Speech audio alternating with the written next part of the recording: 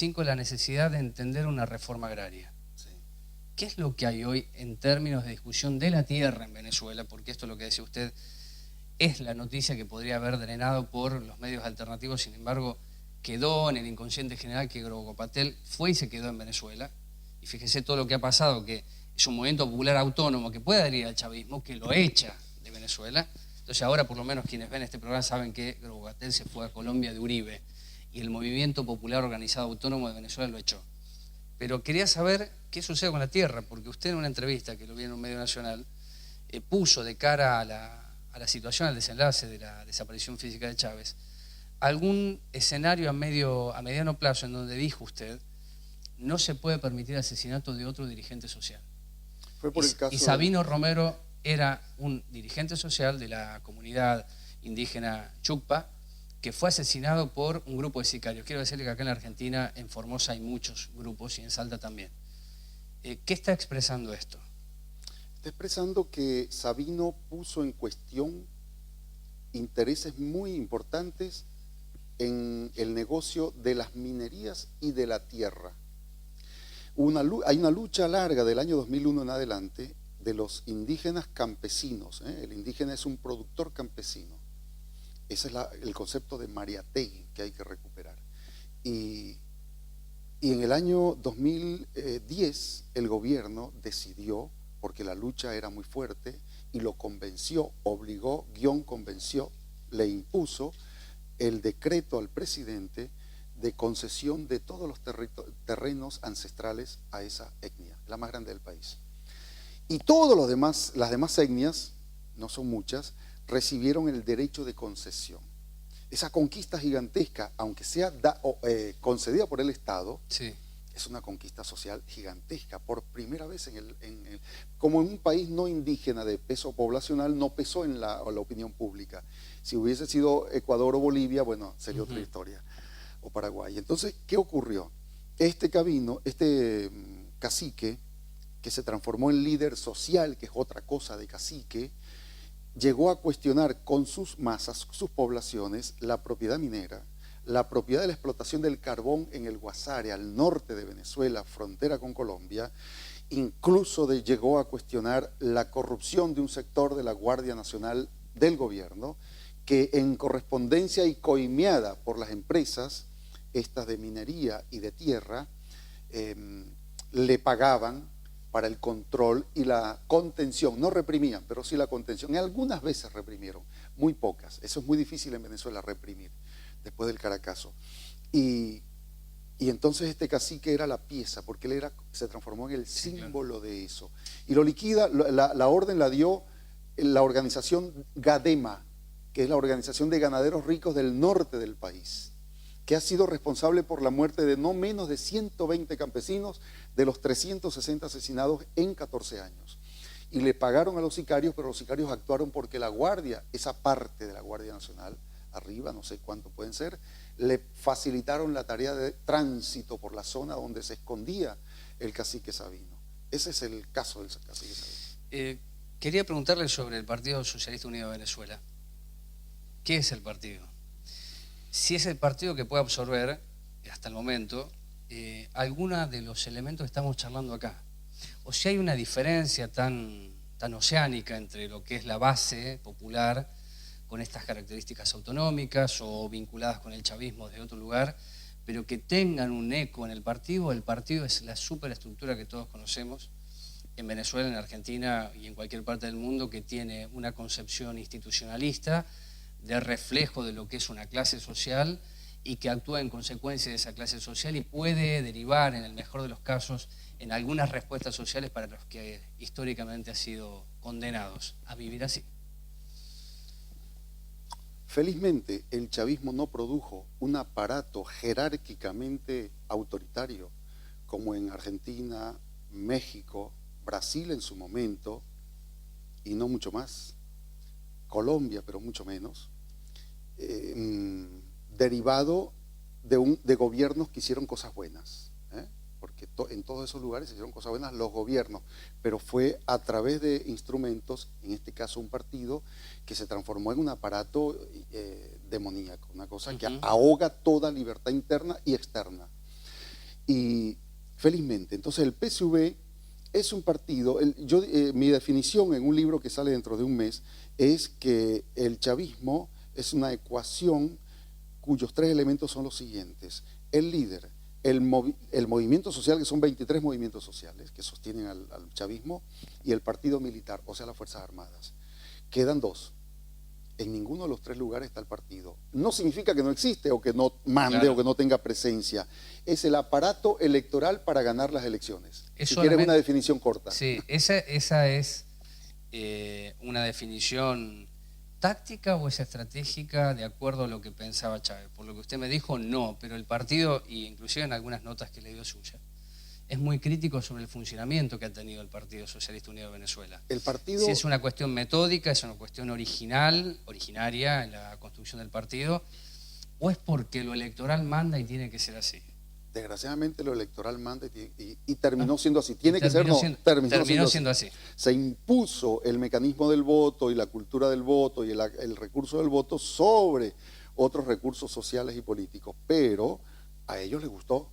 Porque eso, la realidad te puede presionar. El asunto es qué haces tú con tu voluntad y tus recursos para que la realidad no te determine y tú poder modificarla. Para eso tenemos voluntad, para modificarla, inteligencia para modificarla. Y a ellos les gustó eso, porque en cierta forma mantiene una capa que no es toda la dirección del partido y los cuadros de burocracia que vive de la renta petrolera. Claro. Okay. Eso lo conocimos en la historia del siglo XX, no hay mucho que...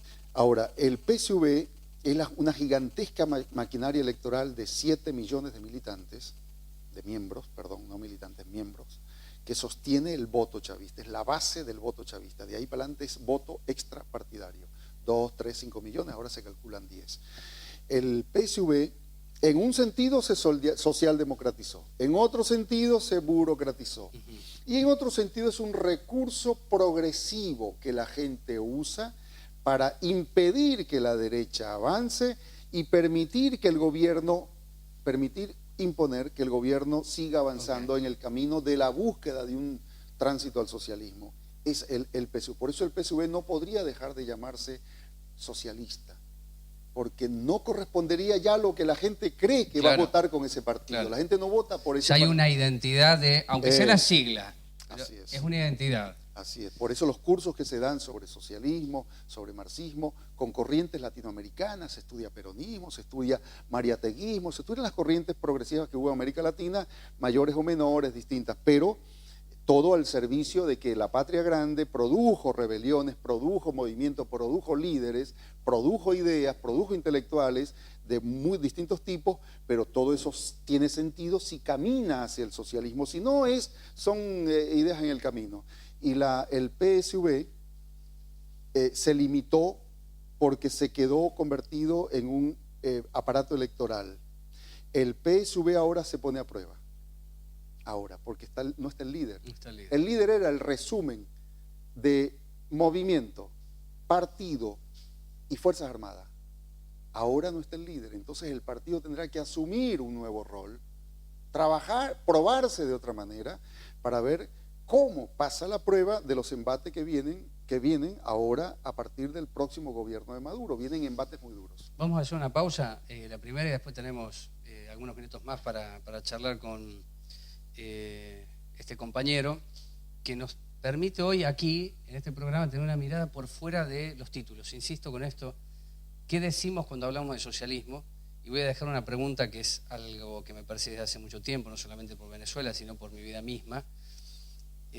¿Qué efecto nocivo puede tener para quienes creemos en una vida en el socialismo hablar de socialismo sin practicarlo y mucho menos, seguir algunos lineamientos del socialismo? Es decir, en función de la intención de decir que vamos por el socialismo, estamos haciendo poco para materializarlo en algún momento. Quiero decir, el uso indebido del socialismo, traducido. Pausa, la primera venimos.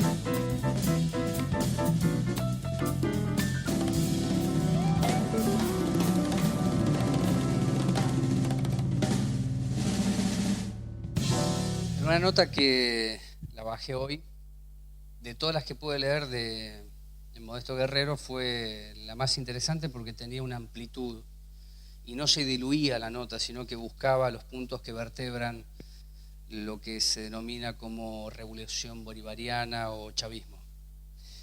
En una pregunta se lo consulta a Modesto Guerrero sobre lo que es el personalismo. La historia latinoamericana tiene muchos de personalismo, de caudillismo, y usted dijo el individualismo burgués, el caudillismo o el hiperliderazgo, como dijo Juan Carlos Monedero, es una manifestación de la jerarquización social del capital. Pero Chávez es su expresión, no su creador. Digo, es muy valioso poder tratar de discernir entre lo que es la crítica en la construcción de lo que es el estupidismo o el infantilismo que tantas veces en la izquierda persiste y se recrea. Entonces yo le quería reformular la pregunta o traer sobre la última pregunta que hice antes de la tanda. ¿Cuál es el riesgo de propagandizar el socialismo sin tener más o menos un diagnóstico acabado teórico de hacia dónde debe ir ese socialismo en la práctica? Tiene riesgos. El mérito es atreverse. Animarse. Animarse, atreverse, desafiar. Chávez era un desafiador de realidades y enigmas. Por eso el libro lo llamamos así, El hombre que desafió la historia, porque el tipo se atrevía. ¿Quién de América Latina, desde Fidel Castro hasta ahora, pasando por algunas excepciones como Juan Velasco Alvarado, Torrijos y no mucho más, se atrevía? Hasta ahí. Creo que no mucho más, no sé sí. si aparece otro, si se nos olvida alguno, pero creo que no mucho más. Se atrevió a tanto en tan poco tiempo. Nadie. Ese es su mérito personal biográfico, con eso termina. Bien, con eso le permitió ser lo que es hoy a la muerte. Pero es más mérito para Chávez porque él no viene de esa historia. Imagínate que Chávez fuera un tipo que militó en la izquierda y se formó en las ideas, los libros socialistas. Sí. Haber llegado hasta donde llegó, que es bastante para un país, es muy poco para el socialismo. Entonces es relativo a qué y hasta cuánto se pudo lograr y se pudo hacer. A mí lo que me sorprendió de él no es el límite con el que terminó su vida, como dice Miguel Maceo, un intelectual de acá, Chávez, un sueño inacabado. Es un sueño inacabado. Lo que me sorprendió es que se haya atrevido a llegar ahí. Fidel Castro abrazó el socialismo muy temprano. Viene de la democracia nacionalista. Sí. Bien, en el 62 se declaró socialista y desde entonces, pero primero, venía de ser abogado y masón de izquierda, amigo tenía como, viene de ser militar, bueno, no era tan militar, era un rebelde más que... Era un rebelde dentro de las huestes militares. Correcto, no era un militar militarista, era un militar bastante díscolo y extraño. Eso explica a Chávez, pero no era su historia, él no se pasaba leyendo libros de socialismo, eso es parte de la mitología. Leía mucho, muchísimo, era un obseso lector, pero no libros de socialismo. Al final de su vida, los últimos 7 años, se dedicó con bastante seriedad y sistematización a leer libros de marxismo. Llegó al punto de estudiar al más grande marxista vivo hoy, de los 4 que hay, que se llama István Mészáros, un húngaro hecho en Londres, emigrado a Londres por la expulsión de los soviéticos. Y Mészáros hizo una obra genial que reactualiza al Capital de Carlos Marx, que se llama Más allá del Capital, 1300 páginas. Chávez las leyó y las fichó. Y yo pensaba, coño, Chávez fichando, ¿será verdad? Bueno, vi las fichas a mano, fichó, trabajó. Por eso lo llevó a las Naciones Unidas y dijo, este libro, ok. Era muy serio. El Consejo de Ministros, que va a quedar para la posteridad como el último, el último, se realizó el 20 de octubre del año 2012, el año pasado, antes de irse a La Habana a curarse y no volver sino para morir. Ese Consejo de Ministros lo hizo con un libro de Mészáros para regañar al Consejo de Ministros porque no cumplen. Entonces el socialismo es una construcción. Sí.